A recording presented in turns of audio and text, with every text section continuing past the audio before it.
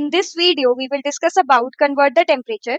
So you are given a non-negative floating point number rounded to 2 decimal places, which is denoting the temperature in Celsius. You need to convert this temperature into Kelvin and Fahrenheit and return it as an array.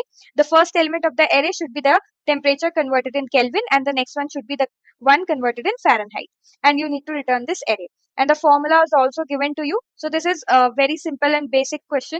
So what we'll do is, first of all, we'll convert Celsius temperature into Kelvin.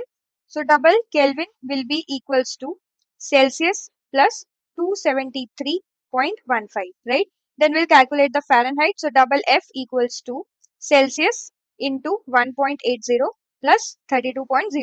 These formulas are already given to us in the question, right? Then we need to return it as a vector. So we'll create a vector of type double. Let's suppose answer. And the first element in it will be the Kelvin temperature, and next will be Fahrenheit. And then we'll simply return the answer. So now let's run this.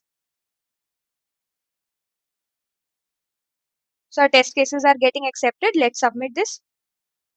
So it got accepted. Thank you so much for watching.